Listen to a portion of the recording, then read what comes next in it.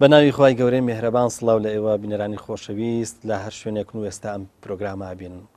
خۆشحاڵم جارێکیکە و لە ڕوانگەیەکی تردا و لە پرۆگرامێک لە ستۆدیۆ ڕوانگەیە بە خزمەت ئێوەی خۆشەویست گەشتمەوە. خۆشەویستان، قسەکردنی ئەم جارشمان بریتە بە لە قسەکردن لەسەر چەمچی ئەخلاق. ئەخلاق پەیوەندیدار بە ڕشتی ئێمەوە،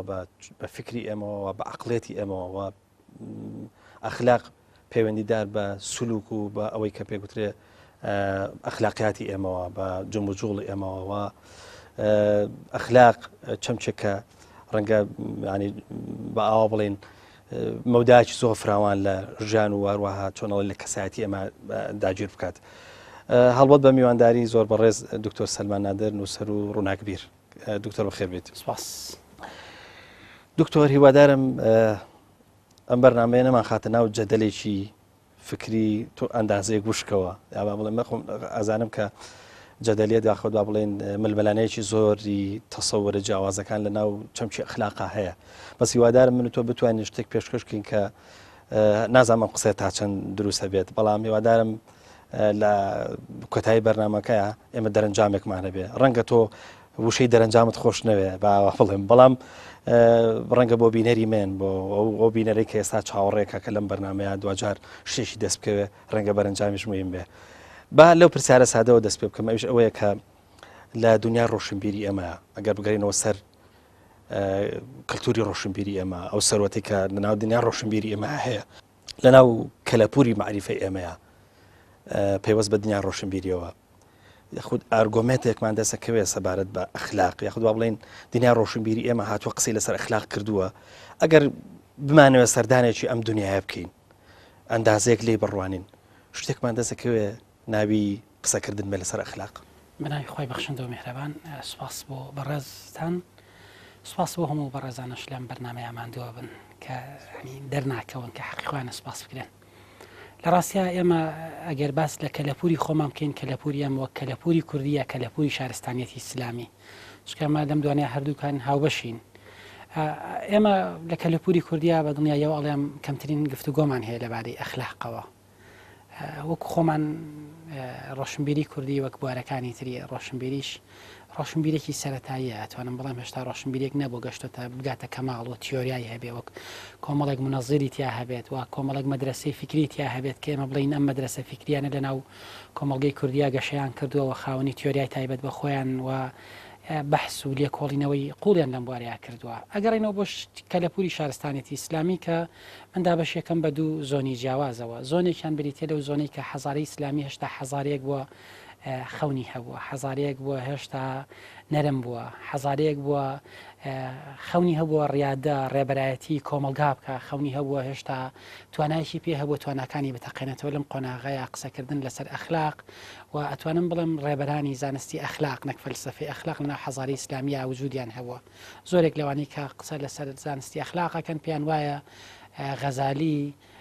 مؤسسی زانستەکەیە و دامەزرێنەری زانستەکەیە و زۆر بواری لەو بارە هێناوەتە ئاراوە، ئەگەرچی پێش ئەو فەیلسوفەکانی تریش قسەیان لەسەر ئەخلاق کردووە، بەڵام بەو شێوە منەظەم و ڕێکوپێکی کە غەزالی قسەی لەسەر کردووە کردووە. بەڵام لە قۆناغی دوای حەزاری ئیسلامی و بەداخەوەکو هەموو چەمکەکانی تر تەنانەت وەکو فقهیش ئێمە بابەتەکانی تریشمان پاشەکشەکە، فەلسەفەمان پاشەکشەکە و قسەکردن لەسەر ئەخلاقیش پاشەکشە ئەکات. بۆیە ئەتوانم بڵێم لە چەند سەدەی ڕابردووە حەزاری ئیسلامی حەزارێکی نەزۆکە لە قسەکردن لەسەر ئەخلاقا. ئێمە زۆرترین لە وەعزە باسی ئەخلاقەکەین، بەس کەمترین تیۆرمان لە بواری ئەخلاقا هەیە، کەمترین لێکۆڵینەوەمان هەیە. من تەنانەت پار لە شوێنە کۆڕێکم گرت لەسەر پێوەرەکانی کردداری ئەخلاقی. گەنجێک هەستایە وەک هەموو گەنجانی کە مافی خۆیانە، کاتێک کە ڕۆشنبیرێک یان نووسەرێکگەچێت لە شوێنە کۆڕەگرێت، زۆربەی سەرچاوەکان و قسەکانی بە تایبەتی لەم بوارەیە ئەگەڕێنەوە بۆ بیرمەندە ڕۆژئاواییەکان، بۆ فەیلسوفە ڕۆژئاواییەکان، زۆرترین چەمک بارانی هاوڵاتیان ئەکرێت بە ئەم چەمکە ڕۆژئاواییانە. پرسیارێکی سادەی کردوتی تۆ هیچ کتێبێکی مسلمانەکان بەکار نهێنابوو. لە ڕاستەیەکەم لە حەزە پرسیارەکە بۆ من وەک سەرچاوە، ینی ناوی زانایەکی مسلمانت نەبێت باسی فەیلسوفێکی مسلمانت نەکرد ڕاستەیە کەم جار پرسیارەکە بۆ من پرسیارێک بوو کە حەقی خۆی بوو ئێمە لە ناو حەزارەیەکی ئیسلامیین منوەکو خۆشم کە منتەمین بە فکری ئیسلامی ینی ئایا ئەمە ناتەواویەک نییە هاتمەوە پاش ئەوەی سێرچێکی زۆر و گەڕانێکی زۆر و هەواڵ پرسینێک و ئەمانە سرم کرد ئێمە تا ئێستا هیچ بیرمەندێکمان نییە لە بواری ئەخلاقا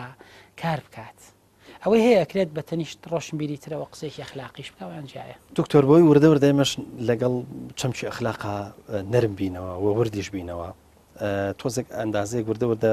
تەجاوزی بوارە تیۆریەکەی بکەین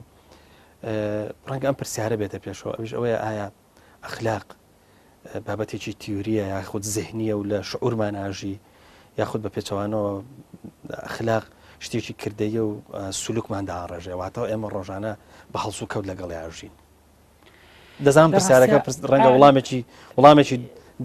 دقیق یاخودەوە تەنگاوتەنجی نەبێ بەڵام بۆی هەر تۆزێک تەجاوز خۆیەتی ینی خۆ خەڵکی بۆچی گوێ لە فکرەگرێ بۆەوەی لە ژیانی ڕۆژانەیە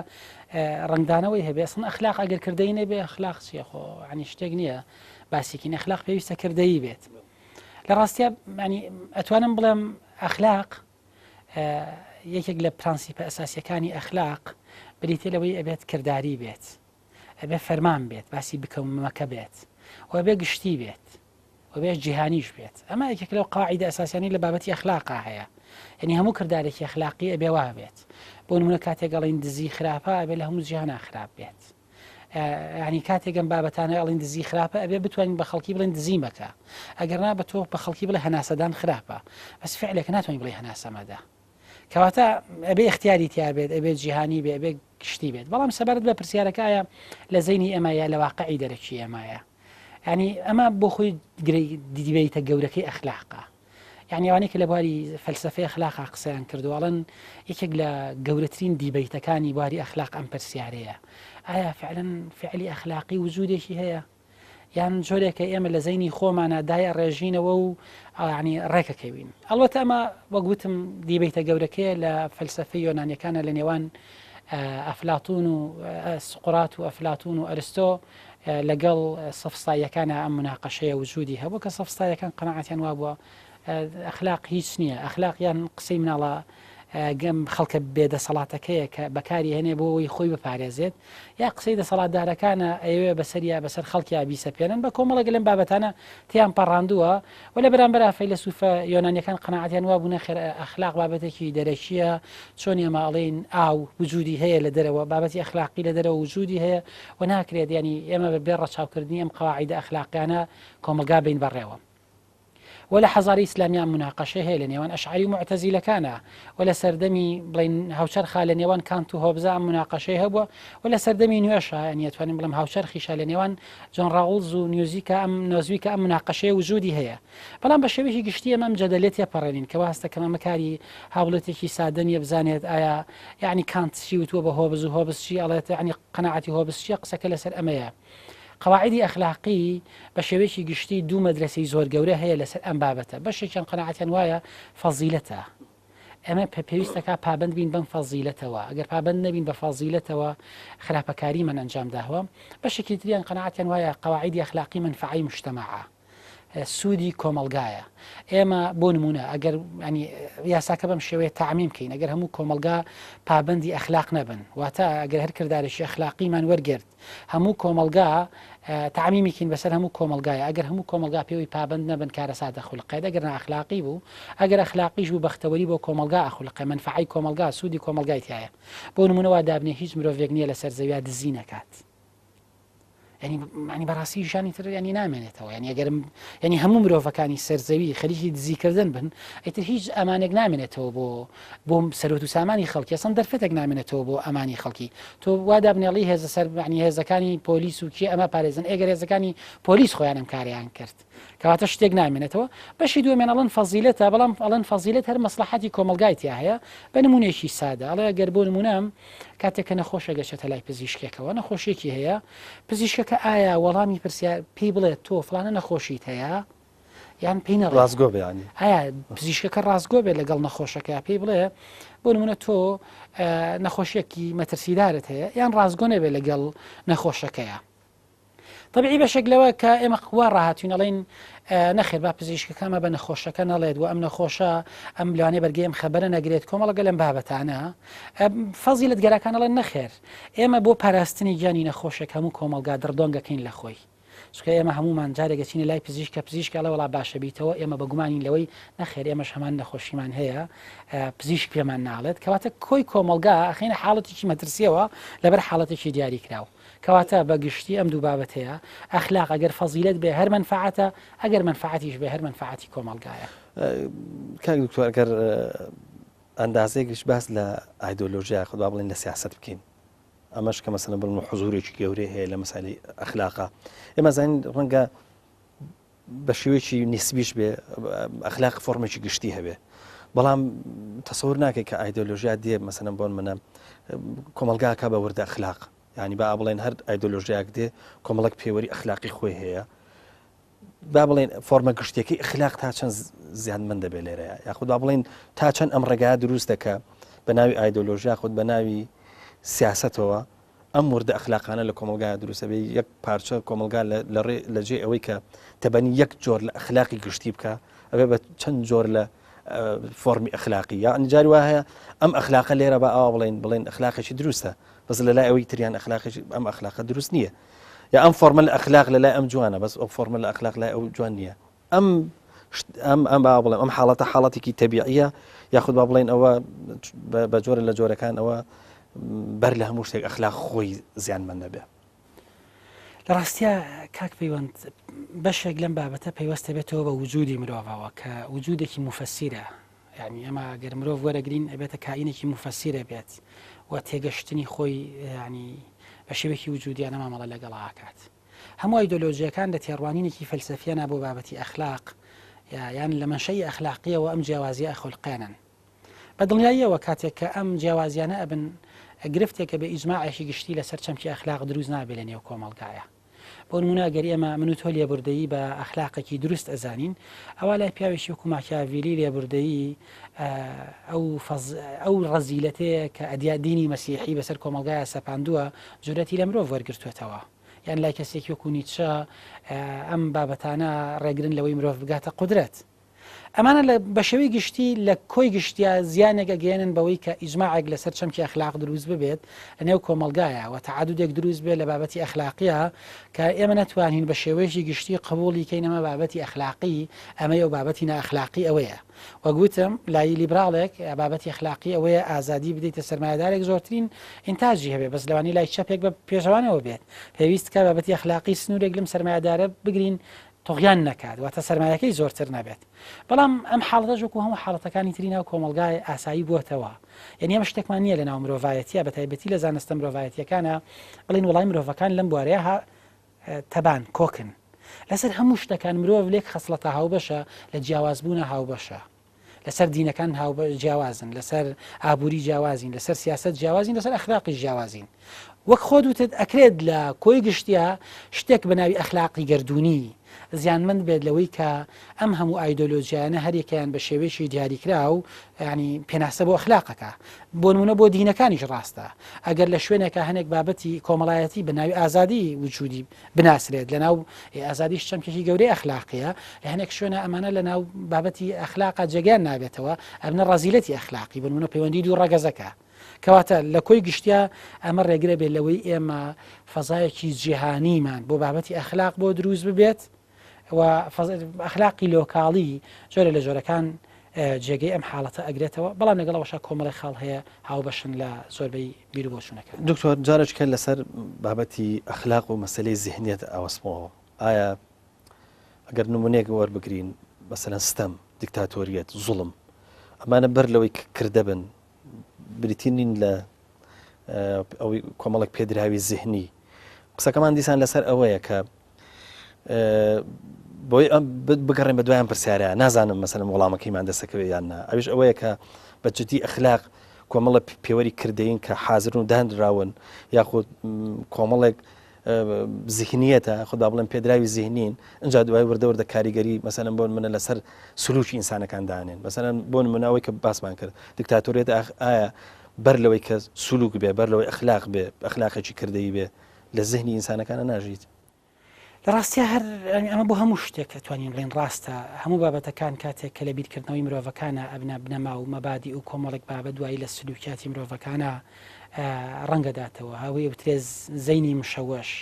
کردداری مشەوەش سلوکی مشەوەش بەرهەمەهێنێت بەدڵنیاییەوە ئەمانە هەمویان لە زەینی مرۆڤ وجودیان هەیە پێشەوەی لە ڕووی کردداریەوە وجودیان هەبێت بەشێکی گەڕێتەوە بۆ جیهانبینی ئەوان بۆ مرۆڤ بۆ کەرامەتی مرۆڤ بۆ بابەتی ئەخلاق بۆ هەموو بابەتانە بۆ نمونە کاتێک کەم دیکتاتۆرێک قەناعەتی وایە مرۆڤەکان هەمویان ینی ڕەشید نین ئەم تێڕوانی هەیە بۆ مرۆڤ خەڵم تێڕوانینە ئەخلاقیانەیە بە شێوەیەک کاتێک کە من قەناعەتم وایە کۆمەڵێک مرۆڤ هەیە لە سەرزەویە ئەم مرۆڤانە ڕەشید نین و توانایی عەقلیان لاوازە بەدڵنیاییەوە دیکتاتۆریە داخولقێنێت ئەگەر بگەڕێنەوە ورتر لەناو فکرە ئەم بابەتە بدۆزینەوە ئەوانەی دیدێکیان هەیە بۆ نادیکتاتۆری پێش ئەوەی دیدی نادیکتاتۆرانیان هەبێ دیدێکی کراوەیان هەبێ دیدێکی دیموکراتیانیان هەبێ بۆ مرۆڤ بۆ سیاست بۆ بەڕێوەبردن تێڕوانینیان بۆ مرۆڤ جیاوازە بۆ نمونە کاتێک کە تەماشای هۆبزەکەین کە قەناعەتی وایە مرۆڤ ئەنانیە لەگەڵ سوڵتەیەکی مطلقایە داوای سوڵتەی مطلقەکات بۆ چکە قەناعەتی وایە مرۆڤ لە ئەساسی خۆیان کاینێکی ئەنانیە بەڵام کاتێک کە بینینەوە گەڕینەوە بۆ لای کۆمەڵێک بیرمەندی تر کە قەناعەتیان وایە مرۆڤ لە ئەساسا ناکرێت کۆی مرۆڤایەتی لەسەر نەئەخلاقی کۆبێتەوە ناکرێت ڕەوگەی ئەکرێ مرۆڤی نەئەخلاقی من هەبێ بەس ناکرێت هەموو مرۆڤایەتی لەسەر کردداری نەئەخلاقی کۆبێتەوە قەناعەتیان بەدەسەڵاتێکی کراوە هەیە قەناعەتیان بۆ هەیە تەداخل نەکا یان قەناعەتیان وایە مرۆڤەکان عەقڵانین ڕەشناڵن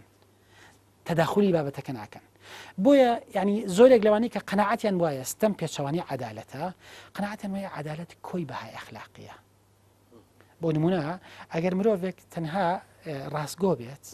فەزیلەیەکی ئەخلاقی جێبەجێ کردووە ئەگەر مرۆڤێک تەنها ڕاستگۆ بێ فەزیلەیەکی ئەخلاقی جێبەجێ کردووە ئەگەر داوێن پاک بێ فەزیلەیەکی ئەخلاقی جێبەجێ کردووە ئەگەر دەست پاک بێ فەزیلەیەکی ئەخلاقی جێبەجێ کردووە گری من ئێمە هەموو فەزیلە ئەخلاقەکاندا نەدانە جێبەجێکەین ئەگەر هەموویانی بە یەکەوە کۆ کردەوە عەدالەتی کردووە ینی ئەگەر هەموو فەزیلە ئەخلاقەکانی جێبەجێ کرد عەدالەتی کردووە بەدڵنیاییەوە ستەمکاری پێچەوانی عەدالەت کاک دکتۆر بەوەی کە وردە پرسیارەکانم ڕۆشنتر بنەوە ئێستا ئەگەمە ئەو پرسیارە ئەوەی کە بەڕاست دۆخی ئەخلاقی دروست ئەکرێت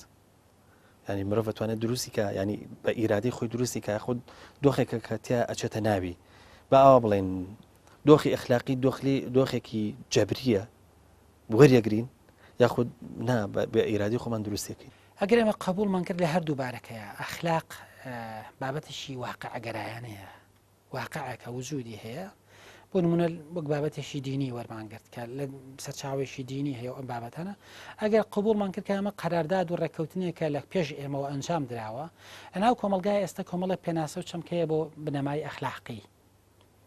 کۆمەڵک پێناسە هەیە بۆ چەمکی ئەخلاقی بۆ بنەمای ئەخلاقی بۆ کردداری ئەخلاقی لە هەردوو حاڵەتەکە ئێمە هاتوویەکی تازین بۆ ناو ئەم دۆخە کۆمەڵایەتی وەک مرۆڤ من کە لە دایکە بە مژنگێکی ئەخلاقی هەیە لە ناو کۆمەلگاکەی منە من ئەندامێکی تازە مەچمە ناو ئەم گروپە چەمکە ئەخلاقی و ناو ئەم قەراردادە ئەخلاقی و ناو ئەم ژنگە ئەخلاقیەوە بۆیە ینی ئەکرێت مرۆڤەکان بەم حاڵەتە مامەڵەی لەگەڵا بکەن بەڵام ئەگەر قبولمان کرد ئەخلاق حەقیقەتێکی ئەعتیباریە کۆی کۆمەلگا هەر کاتێک پێویستی بەم چەمکە ئەخلاقیان نەبوو گۆڕانکاری تیاکات ئەگەر قبولمان کرد ئەخلاق حقیقەتشی ئەعتیباریە واتە بابەتێکە کۆی کۆمەلگا ڕێککەوتوین ئێمە دزی خۆی خراپ نییە ئێمە ڕێککەوتین بڵین دزی خراپە هەر کاتێک کۆمەلگا پێویستی بەم حاڵەتە نەما بەدڵنیاییەوە ئەتوانێت تەغییر لەمە بکە بەڵام ئەمە فەرد نییە بۆ خۆی بتوانێت کۆی زەینیەتی کۆمەلگا بگۆڕێت ئەمە تاک بۆ خۆی بە تەنهانیە بتوانێت کۆی زەینەتی کۆمەلگایەک بگۆڕێت بۆیە بە شێوەیەکی گشتی ئەخلاق لە ناو هەر کۆمەلگایەکە وەک مەوروسێکی سەقافی وایە ئێمە هاتوونێتە ناو کۆمەلگای کوردیەوە فێری زمانی کوردی بووین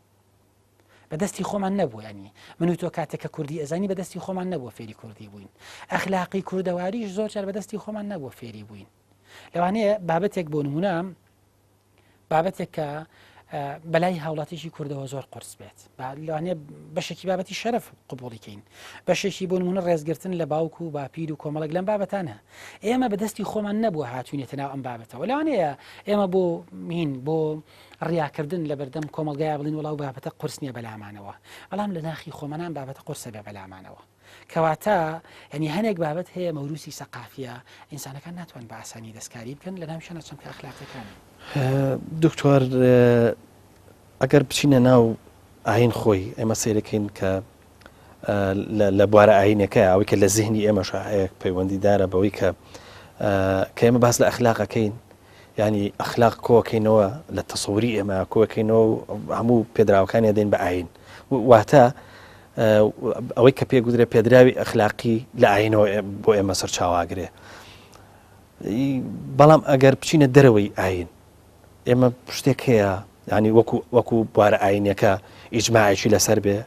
فۆرمێکی گشتی هەبێ و وەتوانێت لە مسکردنی هەبێ ینی بڵێن ئەمە لە دەرەوەی ئاین ئەمەش ئەخلاقە ینی ئەمە بۆ کۆمەلگای ئێمە ئەم تەسەورە هەیە من نەزانم کۆمەلگای ئێمە کۆمەلگایکی مسلمانە ینی وەختێک کە باس لە دزیەکەین ئەزانین کە دزی ئاین حرامی کردووە باسی هەر بابەتێک لەو بابەتانەکەی کە پەیوەندە بە ژیانی ئەوانی ترەوە بێ بە جۆرێک لە داگیرکاری و سنوور بەزاندن تاک هەر ئەوە نیە کە ئەمە بە خراپەزانە بەڵکو جاری وایە تەسەورەکە کە ئەمە ئەجریی لەسەر وەرەگرێتەوە بۆیە ئاین پێوەری ئەخلاقی بەهێزی هەیە قسەکەمان لەسەر ئەوەی ئەگەر بچینەوە دەرەوەی ئاینیش کۆمەڵک پێوەرمان دەسەکەوێت کە پێوەری ئاوا گرنگ و بەهێز بن بۆ دروستکردنی بنەمایکی ئەخلاقی لە ڕاستیە ئەم پێوەرانی کە وەگوتم لە سەرتاشەوە ینی ها بە شێوەیەکی کاڵ ئاماژەم پێکرد کە لە ناو دینە هەن خەڵکی تکە هەیە ڕخنەی لەم پێوەرانەش هەیە بە دڵنیاییەوە کە بۆ نمونە بەشێک قەنەعاتیان وایە کە ئەسڵ دین و ئەخلاق بەیەکەوە ناگونجێن ئەوانی من بۆ خۆم قەنەعاتم نییە بەڵام بەشێک قەنەعاتیان وایە دین و ئەخلاق بەیەکەوە ناگونجێن بەشێک قەنەعاتیان وایە کەوانەیە قەنەعاتیان وایە دین و ئەخلاق بەیەکەوە گونجێن قەنەعاتیان وایە پێش دینەکان ئەم ئەخلاقیاتانە وجودیان هەبووە هەنێک سەرچاوە و هەنێک ئاسار هەیە لە ناو شارستانێتی ئیسلامیە ئەکرێت ئێمە ئەم ئاماژەیە پشتگیری ئەم ئاماژەیە بکەن کاتێک کە پێغەمبەر درودی خۆی لەسەر بێ ئەفەرمێت إنما بعثت لأتمم مكارم الأخلاق معناه أوي بيش أوي بيغمر درودي خوي لسر بمكارم أخلاق وجودي هو بلام مكارم شينا طواو بوا أم هاتوا مكارم كان طواو كات بس دكتور بنبورا يقوسم بره خو أجر برلا هاتني مثلا بون من بابا باس لعين إسلام كين برلا هاتني إسلاميش بجور لجورة كان أوي كوتري بتأكيد جبه وابه يعني أبي أشتك هبه ناوي أخلاق به بلام تو أزانيك ئاین هاتووە تەبەنی کردووە و ئاین هاتووە فۆرمێکی چۆنەڵی خوێندنەوەژی تازی بۆ ئەمانە کردووەوە بە جۆرە لە جۆرەکان بوون بە مڵکی ئاین بەدڵنیایەوە قسەکەم لەسەرەوەیان نییە ئەمە هەبێت قسەم لەسەرەوەیە ئاین هاتووە تەبەنی کۆمەڵێک پرانسیپی ئەخلاقی کردووە کە وجودیان هەبووە ئێستاکە ئاین داکۆکی کار و مدافعیان چەمکە ئەخلاقیانەیە بۆیە ینی قسەکە لەسەر ئەمەیە لە دەرەوەی ئاین بەڵێ چەمکە ئەخلاقەکان وجودیان هەیە ئەگەر لە بیرمان بێت ینی ئێمە ژیاننامەی پێغەمبەر درودی خۆی لەسەر بخوێنەوە قورەیشەکان پێنەوت صادق الأمین پێگەیەکی بەرزی باڵای هەبوو لە ناویانە بۆ چکە هەم صادق بوو کەواتە صادقیت بەها بوو هەم ئەمینیش بوو دەستپاک بوو کەواتە دین بۆ خۆی زۆر جار پێی سوودی لە فەزای ئەخلاقی بینیوە یعنی یەکێک لە سەنەدە بەهێزەکانی ئیسلام لە قۆناغی سەرەتاییە بریتی بوو لە بە ئەخلاقبوونی پێغەمبەر بوو يعني أخلاق شايد بوو لەسەر ڕاستەتی ئیسلام ئەمێکە لەو دیبەیتانەی کە لەم بابەتەیە وجودی هەیە کە ئایا دین پێویستی بە ئەخلاقە یا ئەخلاق پێویستی بە دینە جەدەلەکە ئاوای لێتەوە هەردووکیان تاواوکاری قسەش لەسەرەوەی هەر دین هەر خۆی کۆمەڵێک پێوەری ئەخلاقی بێ کۆمەڵێک پرانسیپی ئەخلاقی بەدڵنیایەوە بەشێک لەمە هەیە ئایا ئەخلاقمان بۆ ئەوێت ئێمە بگەینە دینیا دینمان بۆ بگەینە ئەخلاق کە هەردووکیان ئەمانە جەدەل و هەستەکەم ینی زۆر جەدەلێتێکی زۆرە بەعین نەکات بەڵام بەدڵنیاییەوە ئەگەر دین لە دەرەوەی دینیش ئەخلاق هەبێت ئەمە ڕای منە ئەگەر لە دەرەوەی دینیش پرانسیپی ئەخلاقی هەبێت دین لێرا هۆکارێکی بەهێزە بۆ ئەوی مرۆڤەکان پابند بن بە ئەخلاقەوە يعني تەنها ئێمە جەدەلی منشأ مامەڵە لەگەڵا نەکەین لەگەڵ بابەتی دین و ئەخلاق جەدەلی منشئیەت مامەڵە لەگەڵا نەکەین ئایا دین ئەخلاق دروستەکە یا ئەخلاق دروست ناکە ئەخلاق دین دروستەکە یا دین ئەخلاق دروستەکە ئەمە واز لێ بێنین چکە هەستەکەم ئەم جەدەلە زۆر لەسەری ڕۆشتون و کەسی شگلایی نەکراوەتەوە بۆی ئایا دین کارکردی دین لەسەر پابندبوون بە ئەخلاقەوە چییە من نمونەیەک بێنمەوە لەبەرەوەی بۆ بینەر ڕوونتر بێت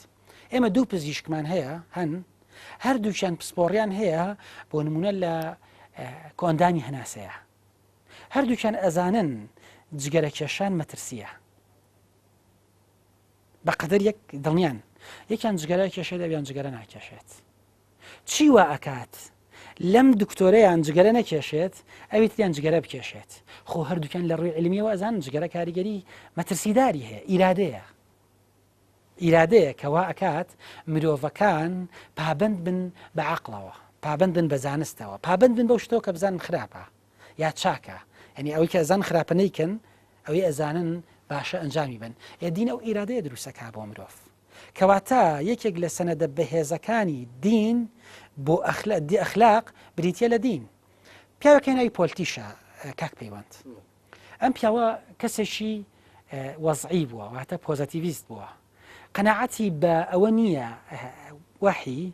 لە خواوە هاتبێ بۆ مەسیح ئەنجیل ینی پەیامی ئاسمانی بێت بەس مەسیحیە لە قۆناغی کۆتاییە مەسیحیە کاتێک کە پرسیاری لێکن ئەڵەن بۆچی مەسیحیت ئەڵێ لەبەرەوەی کۆمەلگا مەسیحیەکان بە ئەخلاقترن ئەها دیدێکی ئەخلاقانەی هەیە لەبەرەوەی کۆمەلگا مەسیحیەکان بە ئەخلاقترێکن ینی ئەم حاڵەتە ئەو ئەڵێ من مەسیحیم لەگەڵەوەی قەناعەتیشی وانە ئینجیل لە خواوە بۆ مەسیح هاتبێت بۆیە دین وهستەکەم فەزای دین ئەمە فەزا ئەساسیەکەیەتی لە بواری ئەخلاقا و ئەم فەزایەش ئەتوانێت وەگەوترێت معجیزە بۆ دین بخولقێنێت یەکێک لە فەیلسوفەکان ئەڵێت دین هەمیشە نەبووەت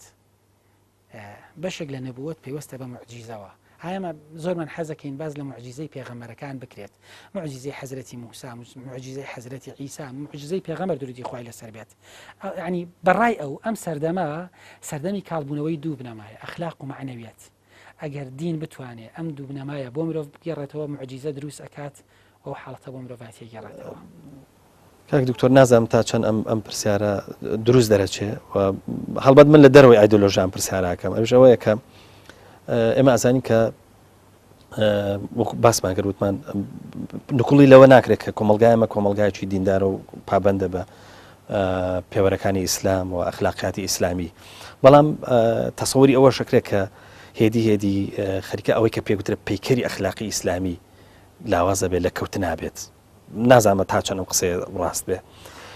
کۆمەڵک نووسری باشمانەیە بەڵام هەمویان بەداخەوە ئیش لەسەر لەسەنەوەی شانسی ئەخلاقی لە دینەکەن بۆ مانای کە ئەوەی کە جەنابەت وتت هەندێک لە ڕاهەیە لە سەبارەت کە ئەخلاق و دین هیچ پەیوەندیان بەیەکەوە نییە ئینسان دەتوانێت لە دەرەوەی ئاین ڕازگۆ بێ لە ناوەی ئاین ڕازگۆ بێ لە دەرەوەی ئاینش ڕازگۆ بێ لە ناوەی ئاین ئەتوانێت کەسێکی مەسەلەن بۆ منە ڕێزگر بێت لە بەرامبەرەکانی لە دەرەوەی ئاین ژەمە ئەتوانێت قسەکە لەسەر ئەوەیە ینی بۆ کۆمەلگای ئەمە ئەم شانسێکی باشە تۆ بتانی ئەوەی کە پێکوتری ئەخلاقاتی ئیسلامی لێ بسێنیتەوە کۆمەڵک وردە ئیتیشی بیتێ ینی بۆ هەموو شتێک ئیتیک دروستکەی بۆەوەی کە چۆن هەڵی ئەوەی کە لێ سێنیتەوە بە جۆریش تربی دەیتەوە قسەکەم لەسەر ئەمەیە هەچ ئەم جارش کەشە مەڵەوە من لە دەروی ئایدۆلۆژی ئەم پرسیارەکەم وەکو ئەخلاقاتی ئیسلامیش قسە لەسەر ئەماکەم ئایا ئەگەر ئەم کۆمەلگایە ئێمە پێویستی بەوە هەیە کە ئەخلاقاتی ئیسلامی لێ بسێنێتەوە مۆڕاڵی کۆمەڵک مۆڕاڵی تایبەت یاخود ئیتیکی تایبەتی بۆ دروستکەین قانجازەکەین لەوە وڵی ئەگەر بە شێوەیەکی خێرا زۆر بە خێرایی قسە لەسەر ئەو بابەتەکەم ینی واستە کەم زۆر عقلانە نەبێ ئێمە حازر بفرۆشین بە قەرز ئێمە کۆمەلگایەکمان هەیە ئێمە پێویستە بەمەیە کۆمەلگایشی ئەخلاقی دروستکەین لانی کەم ینی کەس ناتوانێت ئینکاری لەوە بکات دین ئەتوانێت دافعشی بەهێز بێ بۆ کارداکۆشیکردن لە ئەخلاق لەوانێ هەنێک تەفسیری دینی هەنێک بەرهەم بێنن ئێمە بە ئەخلاقی نەزانین ئەمە کۆکم لەسەرەوەی هەمومانەوە پێچەوانی ئەو تەفسیرە دینیانە وەستینەوە دژە و تەفسیرە دینیانە بووە ئەوەستی بۆستینەوە کە تۆلێرانس و سەماح لەناو کۆمەلگایە لە نەهەوا بن کە مطلقیە دەدەن بە ئینسان و غرورێکی پێدەن کە مرۆڤەکانی تر بە مرۆڤ تەماشا نەکات هەڵبەت چەنە پێویستە بە ئایدۆلۆژیاوە تۆزەکەم لەسەرەوەیە بەڵام ناکرێت تۆ هەمیشە زابطەیەک لە کۆمەلگایەک بسەنیتەوە کە ئەم کۆمەلگایە زۆرینەی بەهۆی ئەو زابطەیەوە پەیوەستە بە ئاینەوە ئەویش بریتە لە مراقبەی خوا تۆ ینی ئەمە زابطەیەکی بەهێزە بۆەوەی کۆمەلگا لانی کەم بەشێک لە کۆمەلگا یانتوان بڵم زۆرینەی کۆمەلگای ئێمە ینی وایە ڕاقعەکەش وایە ینی ئەم زابطەیە هەست پێ ئەکاوە ئەبێتە هۆکارێک بۆی بۆ ئەوەی لانی کەم ئەگەر لە سەداسەدی خراپەکاری نەگەڕێتەوە لە بەشێکی زۆر لە خراپەکاری بگەڕێتەوە تۆ ئەم زابطەی لێوەرەگریتەوە بۆ زابطەیەکی تر کە لەوانەیە بە چەند سەدەیەک بۆی دروست نەبێت ئەم حاڵەتە وهستەکەم جۆرێک گرەوکردنە لەسەر حاڵەتێکی ینی ها قەرزێک کە ممکن نیە بەدەستمان بێتەوە لە بیرشمان نەچێتەوە کاتێک کە ماکس فیبەر باس لە کۆمەلگای پرۆتستانت کۆمەلگای سەرمایەداریەکە باس لە ئەخلاقی پرۆتستانتیەتەکات باس لە ئەخلاقی پرۆتستانتیەتەکات کە ئەخلاقی پرۆتستانتیەت کاریگەر بۆ لە دروستکردنی کۆمەلگایەکی پێشکەوتووە ئەڵبەتە دوای ئەوەی کە ڕخنێکی زۆر لە ماکس فیبەرە گیرێ باس لەوە ئەکرێت کە قەناعەتی وایە ئەمە ئەخلاقە پڕۆتستانتیە وەک دافعی یەکەمی پێشکەوتنی کۆمەلگا تەماشا کردووە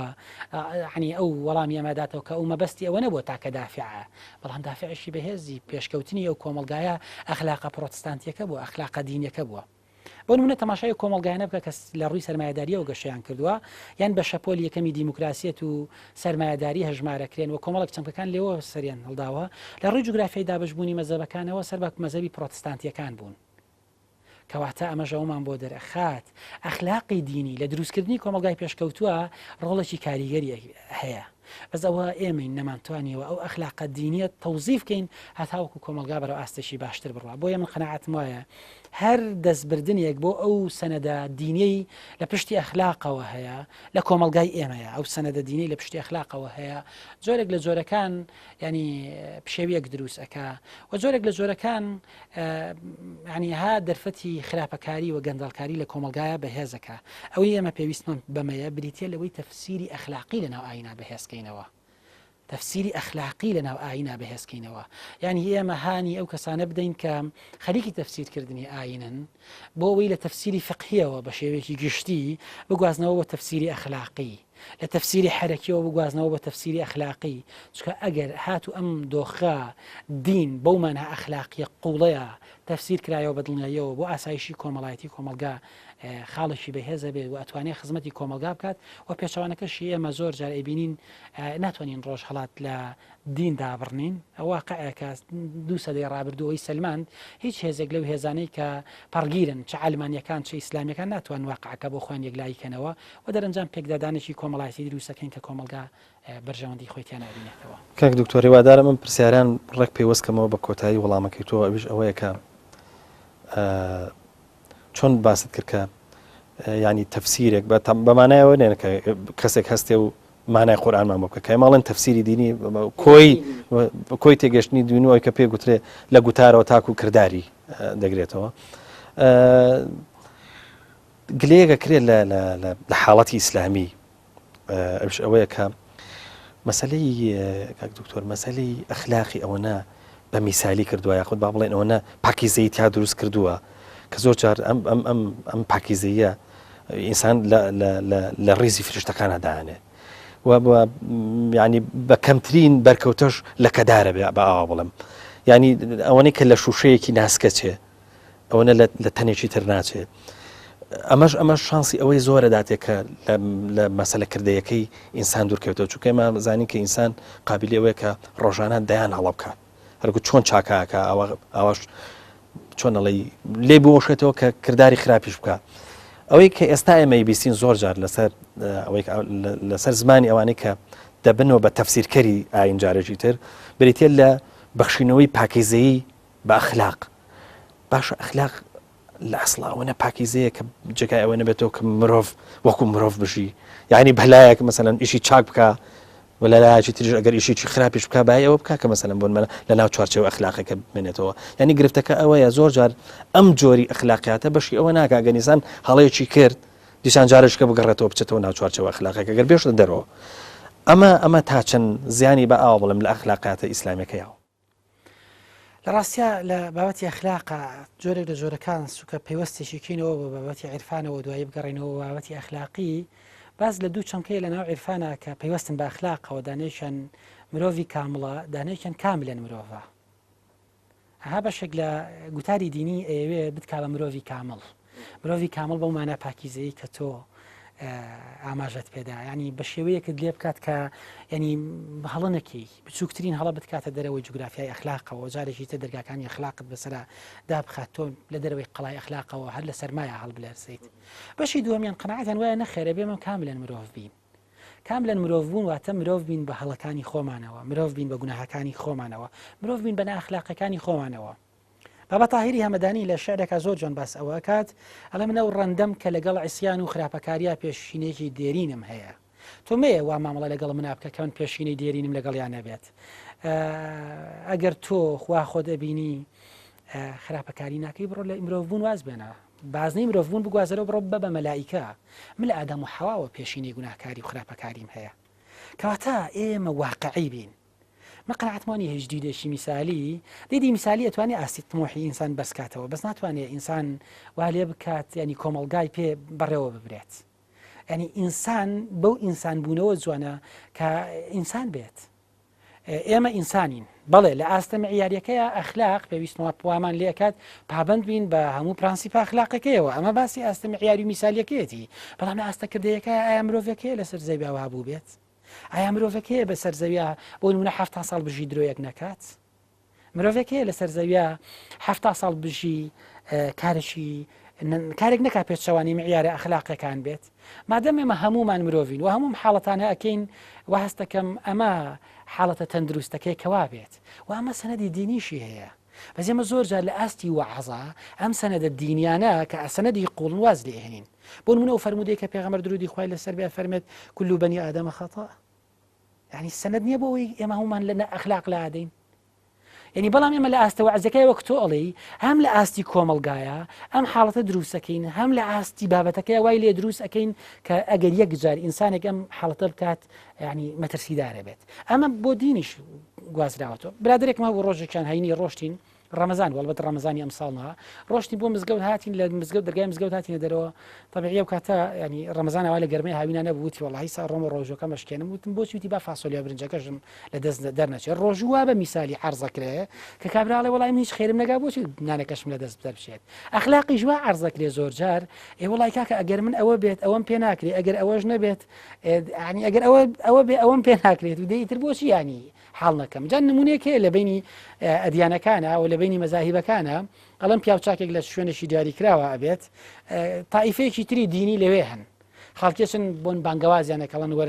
وەرنە سەر دینەکەی ئێمە لە وەڵا گەرۆک پیاوچاکەکەتان بێت ئێمە پێمان ناکرێت گەروەکوی ئەوەش بێ خۆمان لە خۆتان باشترین جا زۆر جار ئێمە فعلەن ئەو چەند کە ئەخلاقیانە بە تایبەتی لە ئاستەکردەیەکەیە جۆرێکی لێ ئەکرێت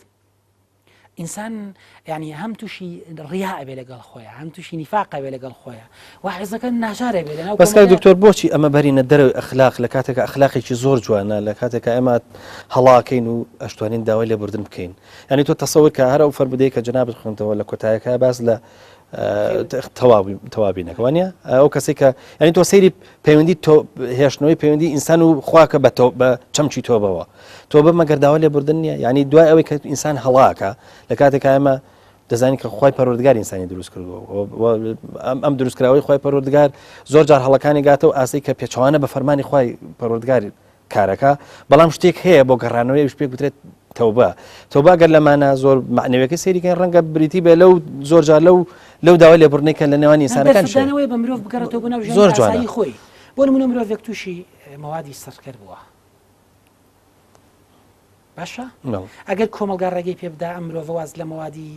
سەرکەر بێنێت و بگەڕێتە ناو ژانی ئاسایی کۆمەلگا بۆ مرۆڤەکەش و بۆ کۆمەلگاش باشتر نییە هەتاوەکو ئەوەی ئێمە هەموو دەرگاکانی بەسەرادا بخەین و ئێمە ئیتر تەواب نەبین لە ئاستە کۆمەڵی هەڵبەت لە بەسمەوە نیە بە ئاستە گەردونیە متعالێ خوایەکەی باسیکەین ئەگەر ئێمە لێبوردە نەبین بەرامبەری یعنی ئەمە خراپتر نییە تاوی لێبوردە بین ئایا گەڕانەوەی مرۆڤێک کاتێک کە مەلەزعنیها لە ژێر بە قورسی ئەتوانێت لە مەوادی سەرکەر خۆی ڕزگارکە ئەم ئیرادە بەهێزە ئیرادێکی ئەخلاقی نییە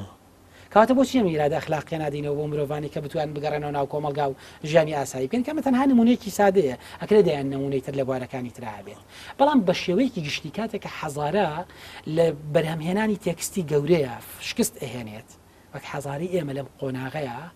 کاتێک لە بەرهەمهێنانی تێکستی گەورەیە شینە بێنێت ئەگەڕێتەوە بۆ شوناس ئەگەڕێتەوە بۆ وەعز ئێمە ئێستاکە دینێکی وەعزی زاڵە بەسەر گوتارمانە ئەم دینە وەعزە دینێکی واقعی نییە گوتارێکت پێشکەش ئەکا لەگەڵ واقعەکە نایەتەوە بۆیە فعلەن ئێستەکە هەستەکەی زۆر جار ئەو بابەتەی کە عەرزی ئەکەیت یعنی ئەو منیش عەرزی ئەەکەم یعنی ئەوە نییە کە خۆم بتوانم پێوەی پابەند بم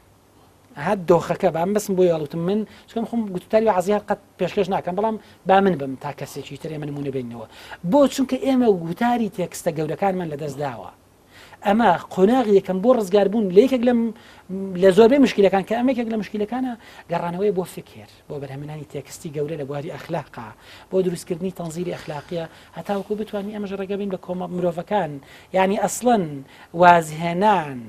لە تاوان دوای وەرگرتنی چێژی تاوان ئیرادێکی بەهێزتری ئەوێت هەتا نەچوون بەرەو ڕووی تاوان لای کەسێک هێشتا چێژی تاوانی نەکردەوە. کاک دکتۆر ئێمە هەمە ئەزانین هەموو کۆمەلگایەک خۆی ئۆتۆماتیکی کۆمەڵک پرەنسیپی هەیە، کۆمەڵک پێوەری هەیە کە خۆی ئۆتۆماتیکی دەبێت زۆر جارە بێ بە فۆرمێکی گشتی کە زۆر جار ڕەنگە بەمانای عرف بێت. عرف تا چەند کاریگەری لەسەر دروستکردنی مەسەلەن بۆن منە ئەخلاقەیە، ینی بۆن مناگەر عرفی کۆمەلگای ئێمە مەسەلەن بۆن منە لەگەڵ عرفی کۆمەلگایەکی ترە ئێمە سەرەکەن ئێمە خاوەنی ئەخلاقێکین دەچینە کۆمەلگایەکی تر خاوەنی ئەخلاقێکی ترن، ینی ئاوا بڵێن ینی هەر لە ڕووی پۆشین و جلوبەرگ و سلوکەوە بیگرە تاکو شێوازی ناخواردن و ئەوەی کە پێگوترێ خواردن و خواردنەوە بە ئاوا بڵێن ئەم پێوەرە ئوسوڵی و ئەم پرانسیپانی کە لە هەریەکە لە کۆمەلگایەکە وجودی هەیە تا چەند ئەمانش بەشدارن لە دروستکردنی ئەخلاقە. بەشێک لەمانە بەشدارە بن لە تەقویەکردنی پرسیاری ئەخلاق یا بەس بەشێکی شانە بن پێشێلکردنی بنەمای ئەخلاق. بۆ نمونە لە کاتێک لە کۆمەلگایەکە عورفیان وایە ڕێز لە دایک و باوکیان نەگرن، ئایا ئەمە تەقویەکردنی بنەمای ئەخلاقیە؟ بۆ نمونە لە کۆمەلگایەکە کاتێک ئەخلاقیان وایە ژن بە ژن بکەن، کاتێک ئەخلاق عورفیان وایە پرس بە ئافرەت نەکرێ بدرێ بەشو، ئایا شەمەش بنەمای ئەخلاقیە؟ کەواتە هەمووان بابەتانە لە قۆناغێکیانە ئەکرێت ئێمە عورفەکانمان وابن خزمەتی بەهای ئەخلاقی بکەن. بۆ نمونە کاتێکە لە کۆمەلگایەکە عورف وایە ئەگەر دایک و باوک هەرچەندە پیر بن مناڵەکان بەخێویان کرد ئێمە بنەمایشی گەوری ئەخلاقی چکە بنەمای پاداشدانەوەیە، بنەمای لە چاوە ڕەچاوکردنی ئەوەیە کە باوکو دایک بۆ من ماندوو بووە بێ بویان ماندوو بم، ڕاستە لێرە عورفە، بەڵام ئەم عورفە پاڵپشتی کارێکی بەهێزی بنەما ئەخلاقیەکانە. لە بەرامبەرە بەشێک لە عورفەکانە کرێت وەکوتم وێرانکەری بنەما ئەخلاقەکان بن. بە شێوێکی گشتی ئێمە تێڕوانینمان بۆ ئەخلاق تەحلیلیەکە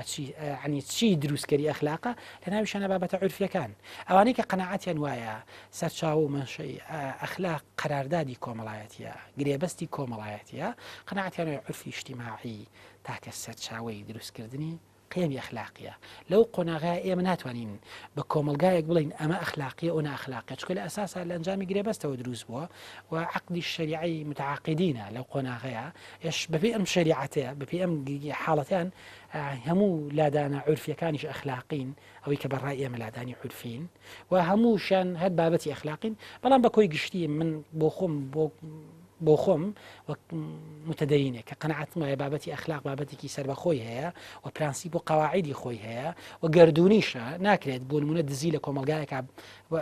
ینی باش بێ لە هەم ئەبێ سەرتاپای مرۆڤایەتی یعنی ئەو قەراردادەی بدات. قەناعەتم وایە هەندێک جار عورفەکان خزمەتی ئەخلاقەکەن و هەندێک جار ستەم لە ئەخلاقەکەن. کاک دکتۆر بەداخەوە کۆمەڵێک پرسیارما بوو ناتوانم بیکەم بەوەی کە لە کۆتایە بە جۆرە لە جۆرەکان قفڵی بەرنامەکە بکەمەوە، ئەوەیە کە ئەگەڕێمەوە جارێککە بۆ ئەوەی کە ئەگەر لە ئەوەی لە گوتاری وەعزی ئێمە شتێک هەبێ بە ناوی پاکیزەیەوە یادی ئەخلاقەوە نەناس کاتەوە کە نەتوانین هەڵیگرین، نەتوانین لەگەڵ خۆمانە بیگوازینەوە، لە بەرامبەری شاک کۆمەڵێک واعیزی تر هەیە، واعیزی غەیرە با بڵێن دینی کە جارێککە ئەوش ئەوێ هەر ئەخلاق لە بواری کردەیە هەر نێڵە بیکا بە کۆمەڵێک زهن و کۆمەڵێک تیۆر و کۆمەڵێک بابەتی زۆر بچووک و ئەوانە بیخاتە شعورمانەوە بڵێ کە تۆ لە ناخی خۆتا هەست کرد کە تۆ ڕازگۆیەوە ڕازگۆیت و لەگەڵ ناخی خۆتا هەستێکی وجدانی لە بەرامبەر شتێک هەبەوە دەکرێمە ئەمە خاوەنی ئەخلاق بی، یعنی لە نێوانی ئەم دوانەیە لە نێوانی پاکیزەیی و وەروە لە نێوانی ئەم دوو واعیزەیە با بڵێن بەڕاست کامە ئەخلاق ئەسڵەکە بێت. ئەخلاق ئەسڵەکە ئەوەیە کە کۆمەڵێک مەعایری ئەخلاقی گەورە لە پشتیەوە هەن، یەکێک لە معیارەکان وەکوتم تەطبیقکردنیەتی بەسەر سەرجامی مرۆڤایەتیە. من ئەوە لێ ناشارمەوە لە ناو فکرە ئەم هەموو جەدەلە وجودی هەیە، بەشێک تیۆرسیان هەیە لەزەتگەران قەناعەتیان وایە ئەخلاق ئەوەیە چێژ بە مرۆڤ ببەخشێت، بەشێکەیە قەناعەتیان وایە منفعەتگەرایە، بەشێکەیە قەناعەتی وایە فەزیلەتگەرایە، بەشێک ئەم هەموو جەدەلە وجودی هەیە. ئەکرێ هەنێ خەڵک بەبێ ئاگاداربوون لە کۆی سیاقی بابەتە ئەخلاقیەکە وەک باحسێک کە بەدوایە چوو بێ هەمویانی دۆزی بێتەوە بزانێت ئارگومنتی هەر کامێکیان بەهێزە دانیشی هێنابێت و لێرە تەقویب بکەوە هەنێک جار بۆ خزمەتی ئایدۆلۆژی بەکاری بێنێت، بەڵام دوجار بابەتە ئەخلاقەکان بوونێکی دەرەکیان هەیە. یعنی ناکرێت ئێمە هەنێک بابەت هەیە بڵێن وەڵام ئادەم لە زەینی خۆتە ئاوایە ئیتر ئەمە ئاوایە، باشە من تۆ کوژم بەس لە زەینی خۆمانیەتم نییە بتکوژم، ئەکرێتم واقعا یعنی وەگە وترێت ینی مناڵەکان بە یاریەوە بەردەگرنە بۆقەکان بەس بۆقەکان بەڕاستیە برن، يعني ناکرێت ئەم چەشنا ئێمە ئەومان مەڵەکەین من لە ناخی خۆمە قەنەعەتم وایە ئەم نامەوێت دزی بکەم بەڵام سەرۆت و سامانەکەی تۆ خۆم نامەوێت بتخەڵەتێنم بەس لە بازار ترازوبازیت لەگەڵاکەم من قەنەعەتم وایە ئایا لە دیدە ئیسلامیەکەەوە وەریگرین یان لە دیدە لیبراڵە کلاسیکەکەەوە وەریگرین کۆمەڵک پرانسیپ هەن پرانسیپی گردردونین پرانسیپی وجودین لەمسی دەرەکیان هەیە بۆ نمونە لای لیبراڵەکان سەرمایەداری حقوقی طبیعی ناکرێت ئینسان بیبەزێنێ بە ناوی بابەتی ئەخلاقیەوە يعني ناكل إنسان بيبزنه ناكل ما في مروف ببزنه بناوي من نية موايا ونية مواني ومشتهنا يعني شكل برنجامة مروف قل بران بروا أكيد تناو ما أزقك وناك ناو حالتك بويا لناو همو أنبابتنا يعني أم حالتي دروس كردني گومان و بەعەبەسی کردن و کۆمەڵک ئەلم بابەتانەی کە لە واعظەکانی ئەو بەرەوە هەیە و حاڵەتە پاکیزەیەش کە لەم بەرەوە هەیە هیچ کامێکیان خزمەتی دۆخی ئەخلاقی کۆمەلگا ناکەن خزمەتکردنی دۆخی ئەخلاقی کۆمەلگا ئەوەیە لە ڕووی کرداریەوە مرۆڤێک بکەی بە مرۆڤێکی بە ئەخلاق وەگەوترێت یعنی یەکێک لە فەیلسوفە فەڕەنسیەکان کاتێک لە ئەفریقا برسێتی بەڵاو بێتەوە واز لە فەلسەفە هێنێت دەچێت بۆ هاوکاریکردنی برسیەکان ئەڵەن تۆ فەیلسوفی بۆ ئەوە ئەکەیت ئەڵێ ئەخلاق لە فەلسەفە گەورەترە بۆی من قەنەعەتم وایە ناکرێت بابەتی فکری و نابێت بابەتی فەلسەفی بۆ بابەتی فکری و فەلسەفی ئەخلاق بکرێتە قوربانی ڕاستە وەزیفەی فەلسەفە ئەوەیە ئەخلاق بدۆزێتەوە بە تایبەتی فەلسەفەی ئەخلاق وەزیفەی فکر ئەوەیە پێناسی ئەخلاقمان بۆ بکە ئەخلاقمان بۆ دیاریکە هاوکارمان بێت لە گەشەکردنی ئەخلاقیە ئەویش بۆ مانایە دوو ئامانجمان بۆ بکە کەشفی حقیقەتمان بۆ بکە لە ناو کۆمەلگایە و کەمکردنەوەی ئازارمان بۆ ئەنجام بدا لە ناو کۆمەلگایە بەڵام ناکرێت ئێمە بۆ خاتری جەدەلێکی فکری ئەخلاقك کە لە جەدەلە فکریەکە گەورەترە بکەینە قوربانی لە ناو کۆمەلگایە بۆیە فعلا ئەم حاڵەتە ئەکرێت دروست بێ بەڵام ئەخلاق بۆ خۆی بوونێکی مجەڕەدی هەیە وە گوتم ئەگەر هەموو مرۆڤایەتی کۆ ببینەوە لەسەر کوشتنی ئینسانێک با نایبنین زەینی ئەگەر هەموو مرۆڤایەتی کۆ ببینەوە لەسەر کوشتنی ئینسانێک هەر ناخلاقی کوشتنی ببرێ کاک دکتۆر بن دڵنیام کە ئەم بابەتە زۆرتری دەبیست بۆیە من ناچار بووم وەکو سەردێک زۆر بە خێرا لە هەر مەوزوعێک چۆنەڵی پرسیارێ دروست بکەم بەڵام کاتەکەی ئێمە شەروا بوو داوا لێ بڕنەکەم ئەگەر شتێک زۆر بە زەڕوو بێزانی لە ماوەی تەناخولێکێک ئاتوانم ڕێگە بدەم کە جەنابەت ئەگەر من درکم نەکردبێ جەنابەت بێڵێیت وڵا هەرەوەیە ینی ئێمە هێشتنەوەی کۆمەلگا بەشێک لە پرانسیپەکانی هێشتنەوەی کۆمەلگا بریتین لەو دیوەی کە بە یاساکان ڕێک ناخرێن بەشێک لە هێشتنەوەی کۆمەلگا بریتێ لەو بابەتانی کە بە یاساکان بە شتە نووسراوەکان ڕێک ناخرێنەوە بۆی هێشتنەوەی ئەو شتانە سەنەدێکی گەورەی کۆمەلگایە لە نمونێکی زۆر سادەوەی کەمە کۆتایی ئەگەر هەردوو نەفرێکمان کۆ ببینەوە سێ نەفەر کۆ ببینەوە بڕین لە بەردەم دادگایە شایەتی بدەین لەسەر ئەوەی ئەم مڵکە هی فڵانە کەس نییە هی فڵانە کەسە مامەڵەی پێکرد کڕین و فرۆشتنی پێوە کە دەتوانین فێڵ لە یەکێکیان بکەین کەواتە خۆم بە یاساش بە یاسا ئەم بابەتە ڕێکخراوە بەڵام شتێکی وجدانی لە ناو کۆمەلگا هەیە پارێزگاری لێ دەکات بۆ هێشتنەوەی کۆمەلگا ئەخلاقێکە لەم بابەتانە شتی تریش وجودیان هەیە بۆ هێشتنەوەی کۆمەلگا پێویستان بە بەهێزکردنی ئەو دیوە وجدانیە هەیە کە یاساکان ناتوانن یعنی ئەو فەزایە ڕێکخەن ئەو دیوە وجدانی ڕێکێخات زۆر بەڕێز دکتۆر سەلمان نادر نووسەر و ڕۆشنبیر زۆر سپاس دەکەین کە ئامادە بووی لە ستودیۆی بەرنامەکەمان وەڵامی ئەم جاری ڕوانگەدایەوە سپاس دەکەین جاری وەڵە خۆشەویستان بەم جۆرە گەشتینە کۆتایی پرۆگرامی ئەم جارەشمان تاکو بە گەشتنەوەیشی دیکە هەمووتان بەخوای گەورە ئاسپێرم خواتان لەگەڵ